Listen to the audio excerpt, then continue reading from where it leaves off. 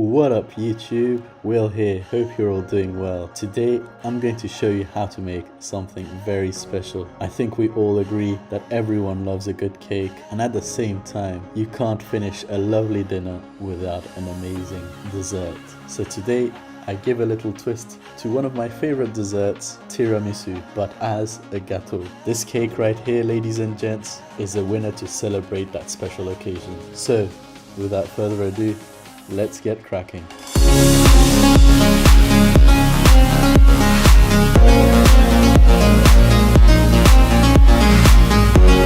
To start things off, on a bain-marie or a double boiler, whisk together your egg yolks and sugar until pale in color and well combined. Make sure to not rush during this step by keeping the heat between low and medium, ensuring that you don't end up with a sweet egg yolk omelette. Once the sugar has well combined, whisk in a couple of tablespoons of Disaronno or the alcohol of your choice. Once that's done, add in your mascarpone cheese and whisk away until you get a consistency like so.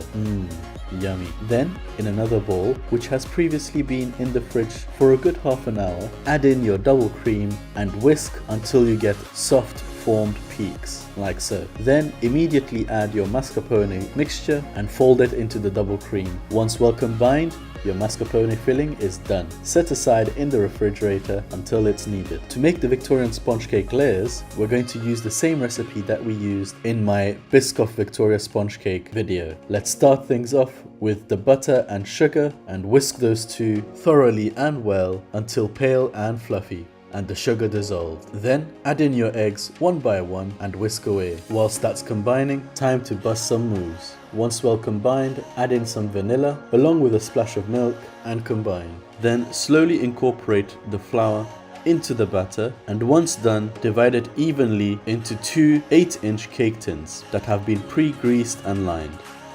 Level off the batter and pop it into a preheated oven at 180 Celsius or 360 Fahrenheit for about 40 minutes until a skewer comes out clean. When these bad boys have finished baking, set them aside to cool. And in the meantime, let's make our coffee liqueur. Here I'm making things easy for everyone. Start things off with a couple of tablespoons of instant coffee, 3 tablespoons of sugar and 400 ml of hot water. Give that a good mix and add a splash of alcohol. Here I'm using Disaronno, one of the liqueurs used traditionally for tiramisu, and has a lovely sweet almond flavor, which I think is perfect for this cake. Of course, feel free to use spirits such as rum or vin santo. Give it a mix, have a cheeky taste, more alcohol, and repeat until you're knocked out. Let that cool down a bit, and hopefully by this time your cakes have cooled down and you're able to divide each of them in half to make 4 lovely sponge cake layers.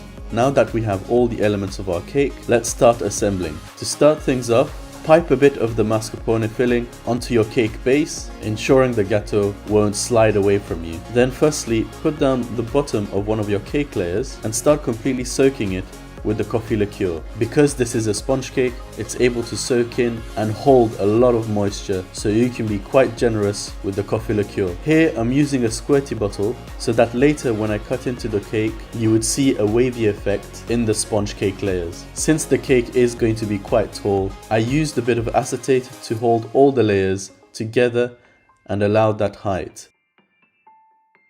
To make the mascarpone filling layer, pipe the mixture in a circular manner, starting from the center of the cake to the edge. This ensures that you have an evenly thick layer of filling, and when you've done that, even out and flatten the filling with a spatula. Pop your second layer of cake carefully,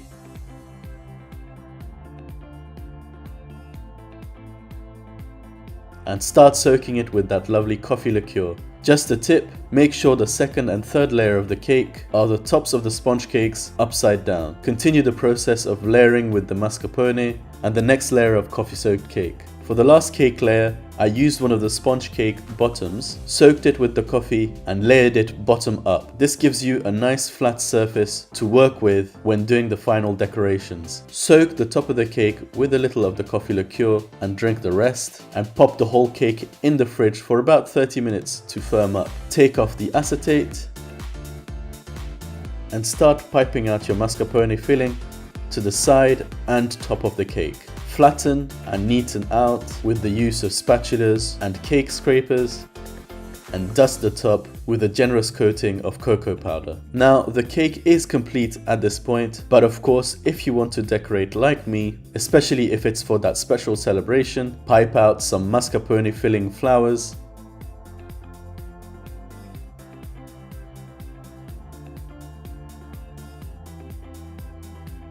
topped with tempered chocolate, and your masterpiece is done. Hope you guys loved this tiramisu gâteau recipe. If you did, of course, please leave a thumbs up, subscribe to my channel, share with your loved ones, and follow me on Instagram and Facebook to keep up to date.